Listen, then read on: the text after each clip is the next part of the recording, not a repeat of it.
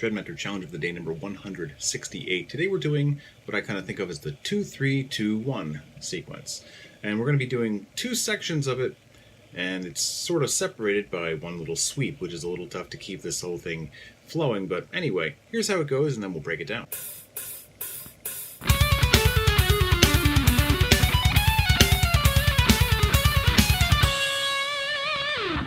Okay, so a lot of moving around, some kind of tricky different fingering changes going on here. So first of all, what we're kind of doing here is sort of a 2-note per string harmonic minor scale. And that in itself is already a little unconventional, because usually when we deal with harmonic minor, we're dealing with mostly 3 notes per string and occasionally an extra note or two with tapping or just adding an extra finger for a 4-note per string approach. But 2 notes per string is a little odd with an instrument that is actually tuned in fourths. So as you can see, I'm kind of moving up the fretboard as I go down the strings, because otherwise I'm going to miss a whole bunch of notes. And I'm basically this is actually a sequence that's extremely common in Arabic music, I've noticed, because I tend to listen to a lot of it actually, and I hear this a lot. So I decided, that's actually kind of an easier way to do this, using a good portion of legato, a hammer-on and a pull-off. And you can either hammer on from nowhere to the last note or not. But ultimately, I'm starting at the 5th of the scale. I'm in F sharp harmonic minor for this one. So it's 1, 2, 3, 4, 5. And I'm using the 5 and 6 as the beginning. The very first phrase, even though the sequence I said is 2, 3, 2, 1, I'm basically starting at the 5. So the very first phrase is 5, 6, 5, 4.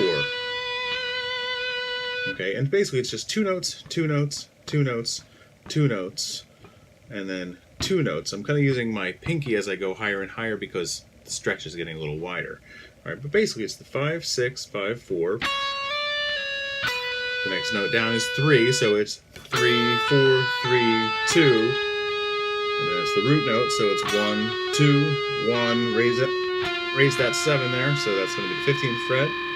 Now we have the 6, so that's basically a minor third there, so it's 6, 7, 6, 5, gotta go to the 16th fret for that one. And now, this is where I stop doing that for a moment and I do a different pattern that also works out to 8, because for every 2 of these, it's 8 beats. So this is where I'm going to take a B minor arpeggio, pick, hammer on, pick, pick, pick, pick, upstroke, pull off, that's 8 right there. 1, 2, 3, 4, 5, 6, 7, 8. And that's where we're going to come in for another pick stroke right here on, this is the 2nd of the scale now. 2, 3, 2, 1. This is where I start to go into a 3-note per string approach here, because I'm already using 3s here.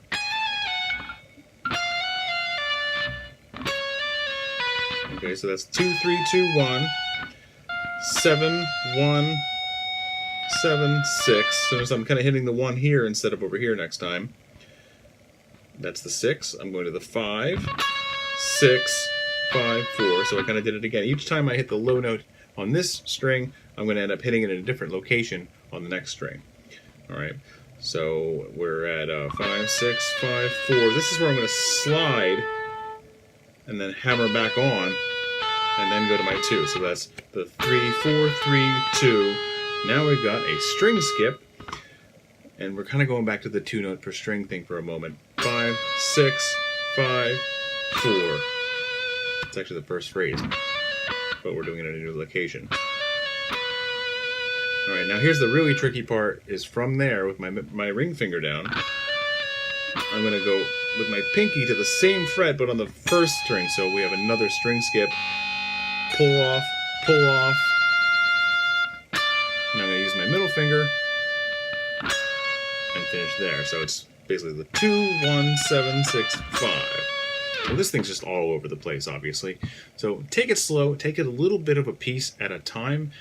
I wrote it and I had to, and it's tricky. It remains quite challenging, but just keep working on it, because this is a really good example of integrating multiple techniques by applying them together. And so these become things that you integrate into your normal playing, and that's kind of the goal here, is use them together. Don't just practice one thing by itself. Obviously you need to get that one thing down, but don't just keep practicing one thing by itself in isolation all the time, because no matter how good at that you get, you're going to have a really hard time using it with other things until you specifically practice using it with other things. So bending is another example. There's no bending in this, however. You should bend after anything, because that's a good example of how you can use bending with other things. And if you're just flying a million notes per second and then suddenly you have a really crap ending that doesn't have any kind of bend, or you go in for a bend that isn't trained, you're flat or you're sharp, and you just do a really poorly executed bend, it's going to be about as impressive as watching somebody do a million somersaults on a balance beam and then land on their face at the end. It doesn't really matter how cool that was up until that, because of the bad ending.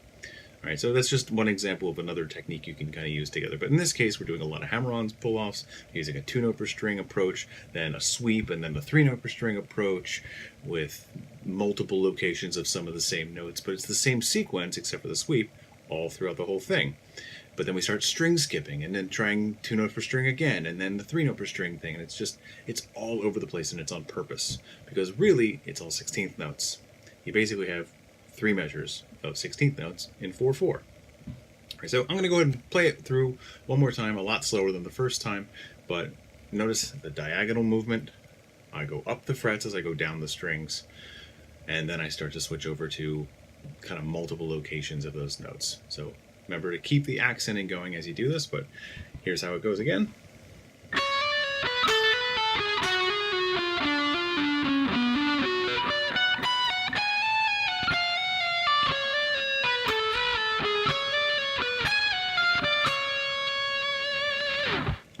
You give it a try. I'll see you again tomorrow.